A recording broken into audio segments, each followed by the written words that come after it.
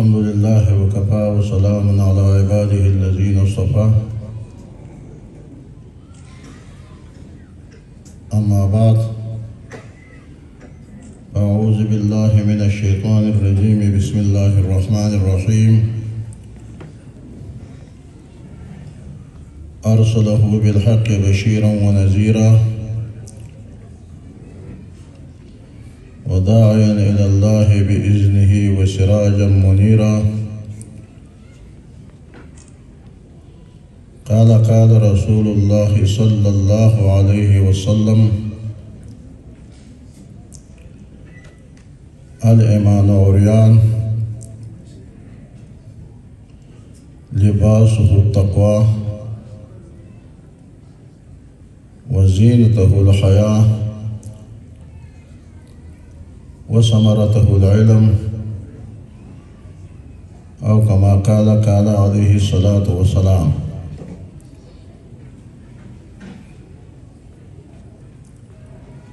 دغه عظیم الشان پروقار تقریب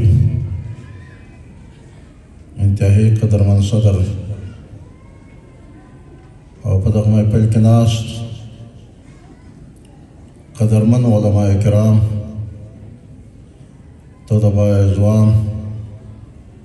نوجوانان مشران او هغه خلک چې د هغو لوڼه یا خویندې یا په یوه نسبت یا په بل نسبت باندې نن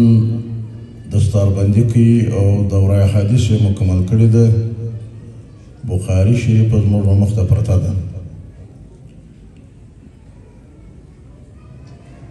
خلک عام طور خو جلسې کېږي او پروګرامونه کېږي د علماو او د طالب علمانو او د هغو د فارغ کېدو، خو د کافي وخته څخه وفاق المدارس عربیه پاکستان او دینی مدارسو سره ملحق خلکو هغو په دې باندې هم غور شروع کړی، کار یې شروع کړی چې څومره قدر دین د نرانو یا څومره قدر اسلامي احکامات د نرانو دپاره، نو د ښوونکي د دین یو دویمه حصه هغه له ښځو سره تعلق لري، له زنانو سره تعلق لري، له خور او مور له د هغو زندګۍ سره تعلق لري. خو ځکه پیغمبر صلی الله علیه وسلم فرمایي چې العلم فریضة علی کل مسلم و مسلمة، د زندګۍ د ترولو دپاره، د خپلې زندګۍ د قایمولو دپاره پر هر نر او پر هر ښځه باندې د علم حاصلول دا فرض دی. یعنې هغه ضروریات زندګي چې د انسان د سهار او د ماښامه سره او د ده له حلال او له حرامه سره او د ده له تمامو د سره بعیثیت انسان، نو پر هر نر او ښځه باندې دغه فرض دی. لہذا که یو طرف ته پر یوه سایډ باندې علما فارغه کېږي، فضلا راځي، خو د ښځو هغه زندګي چې د دوی له سره کم احکامات تعلق لري، نه هغه هلته ورسېدای شي او نه هغه معاشره ته داخلېدلی شي. نو ځکه وفاق المدارس عربیه پاکستان او د مدارس سره ملحق خلکو دغه شعبه باندې توجه ورکړه او نن الحمدلله په ګڼ ملک کې په زرهاو لوڼه په زرهاو خویندې هغه فارغه کېږي او د هغو تاجپوشانې کېږي او خپل هغه احکامات چې د خور او د مور او د کور او د کور له زندګۍ سره تعلق لري هغه بیا په تبلیغي جماعتو کې روان بیا روان خپل دعوت او تبلیغ کوي، هغه پر مختلف شعبو باندې بیا خپل ذمہ داریان او فرایض ادا کوي او هغه په دغه بنیاد باندې ځکه پیغمبر صلی الله علیه وسلم فرمایي چې دا ایمان که نر راړي او که ښځه راړي هر مؤمن چې دی لیکن دا ایمان داسې دی لکه د هغه اول وار چې یو کوچنی پیدا شي او هغه پر بدن باندې نه یو جامه وي نه یو پرده وي نه یو کپړه وي نو دا د کلمې د وینا څخه بعد چې کلمه د لا اله الا الله محمد رسول الله څوک وایي دی خو مؤمن خو سوی خو ایمان یې راړی لیکن دا داسې دی د کوچني په مثال باندې چې نه پر دغه امام باندې یو پردست نه یو ښایست او نه د هغه څه ثمره راتلی شي لهذا د کلمې د وینا څخه بعد چې مؤمن په صفت دی موصوف شي نو بیا د ده دپاره که دی غواړي چې دا ایمان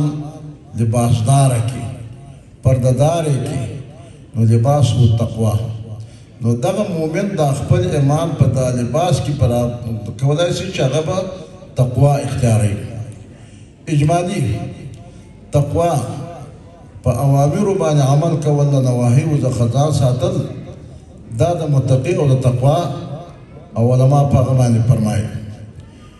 او که بیا چیرې دا د کوچني زوی چې د سړي پیدا شي کوچنی پیدا شي په کور کې هغه بیا کله د هغه اولې ورځې د یو ټوکرو څخه کوم څه جوړ کړي یو کمیس په ورغاړه کړي لیکن چې بیا شپې تېرېدو سره بیا خلک دا خپل کوچنی بیا څه ښایسته کوي هغه ته د ښایست نو بیا یو ښایسته کمیس ورته جوړ کړي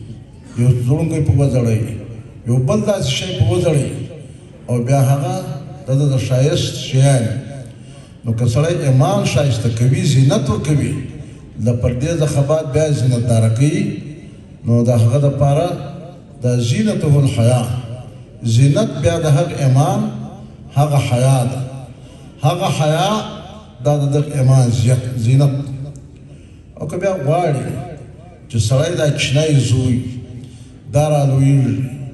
او دا د دغه د پردې او د زینت د بعد بیا ثمره ورکوي نو چې د کوم چا ایمان ثمره ورکوي دغه ثمره دغه علم ده او علم هغه چې انسان هغه بنیادي د زندګۍ بنیادي ضرورت دغه علم حاصل کړي نو په هغه باندې د ده بیا د ده ایمان ثمرداره ایمان شو بیا هغه علم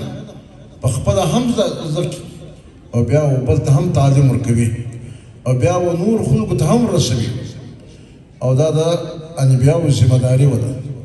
او د هر مؤمن او مسلمان دا فرض او ذمهداري جوړېږي چې هغه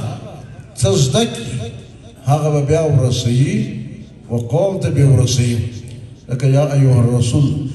بلغ ما انزل الیک من ربک وان لم تفعل فما بلغت رسالته لہذا رسیده او پوکېده دا د 1,400,000 زیاتو کم پیغمبرانو او خاص کر د جناب رسول الله صلی الله علیه وسلم دغه ذمهداري کې شامل چې دا به ورسوي او قوم په هغه باندې پوکوي چې د هغه د لمانځه د هغه د روزې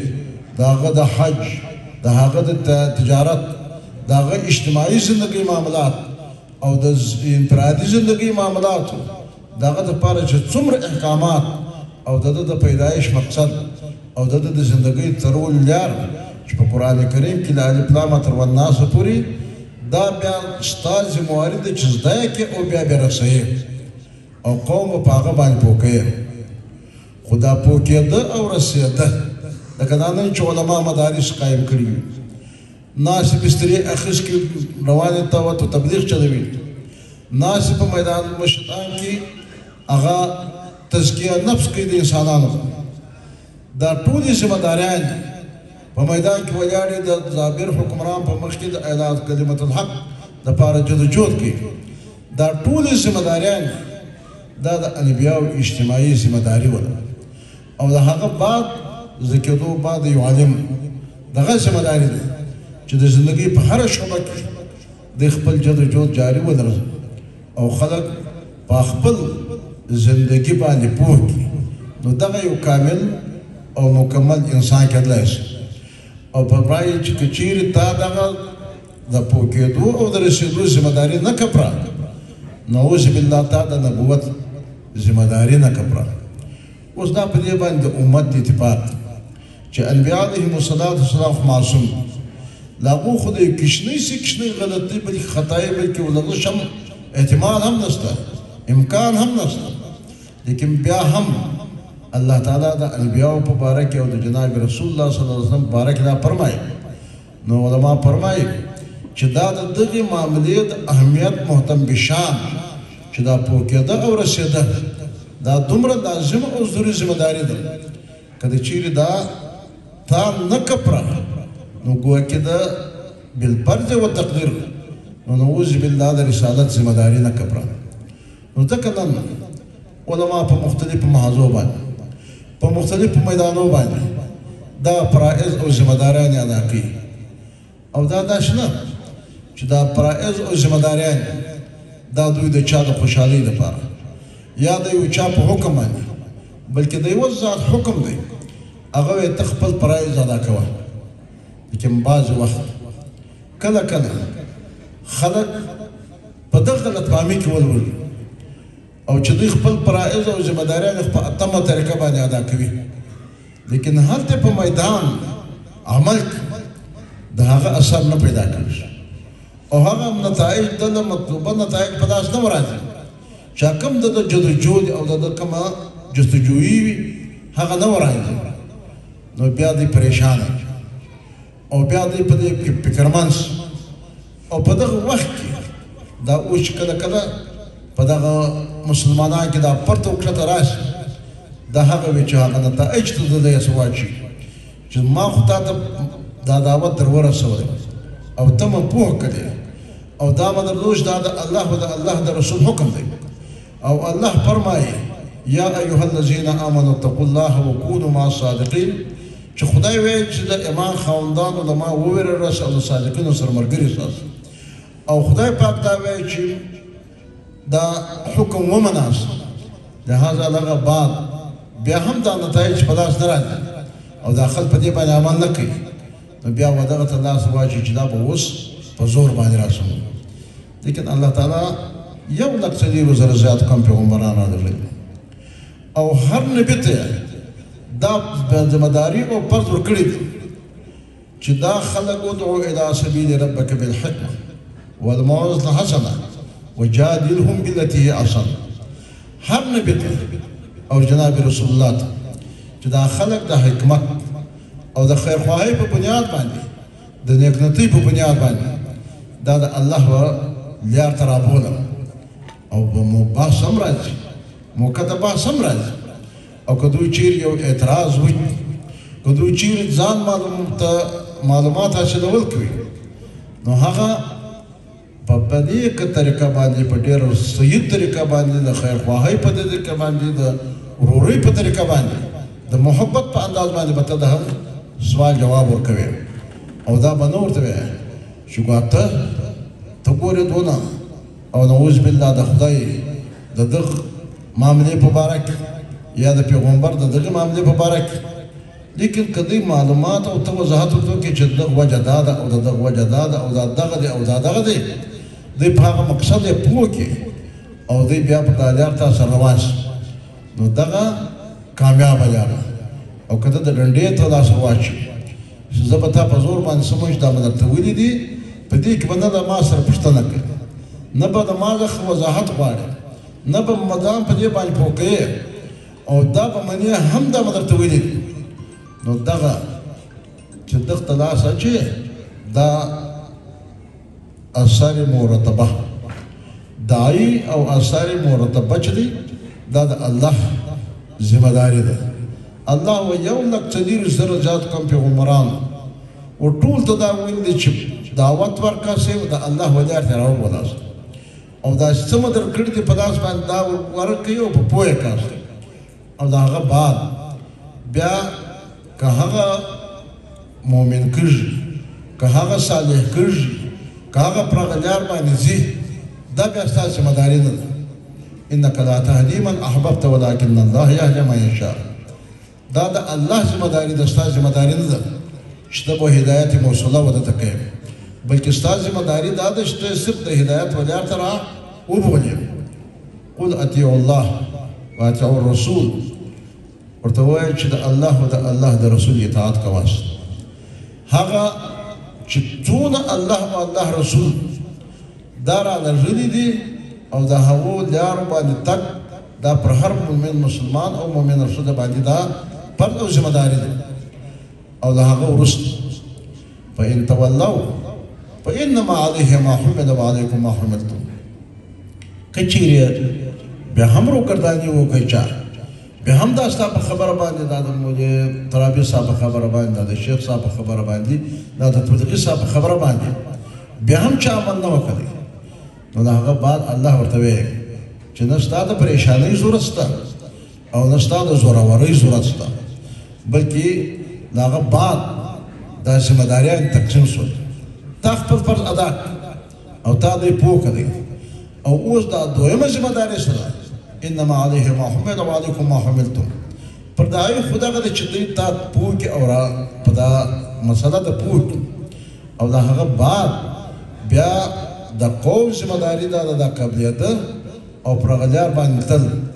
دا بیا د قوم ذمه داري ده او په هغه باندې عمل در عمل کوي که نه کوي. ان تطيعوه تهتدوا، کوي اطاعت وکړئ وده ته به هدایت ورنصیب شي،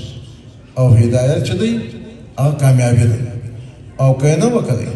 وما علی الرسول الا البلاغ المبین، پر رسول او پر داعی باندې نشته مګر دا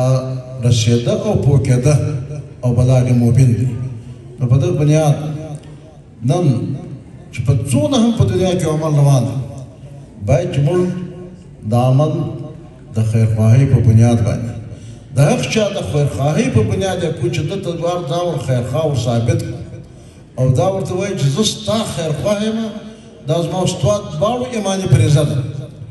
او بیا به انشاءالله لازمي طور دغه دعوت قبلوي هم او لازمي طور به هلته اثر کوي هم. دا تبلیغي جماعتو والا چې دا دومره په ترقي او پر مخ باندې روان نن په پوره دنیا کې چې ولاړ شي، که ته مسلماني په نورو دنیا کې مسلمان، نو دویم نوم د مسلمان تبلیغي جماعت یعنې دوی به په تبلیغي جماعت ته به دا وایي مسلمان وایي نه یې پېژنم چې وایي تبلیغي جماعت والا راغلي دي یا تبلیغي جماعت ته دا کوي. نو لهذا د هغو دغه طریقه په دغه خیرخواهۍ په طریقه باندې، بلکې تر ډېر حده پورې خو ما اورېدلي تبلیغي حضراتو زه خپله په تبلیغ نه یم تللی چې د هغو داسې خلک وي چې هغه په نور یو داسې عملو باندې مصروفه وي، یوه میاشت یا یوه هفته د هغه د زړه دپاره خپل د عملیات هلته را جاري ورسره ساتي. نو په دغه وخت کې به بیا انشاءالله انقلاب راځي. نو الله تعالی د موږ تاسو ته د فرایض او د ذمه داریانو د کېدو توفیق راکړي. الله تعالی چې دا کومې ادارې دي، که د خواتینو او که د نرانو دي او که په هره شعبه باندې کوم کار کړي، الله تعالی د کامیابي او کمرې را نصیب کړي. واخر دعوانا ان الحمد لله رب العالمین.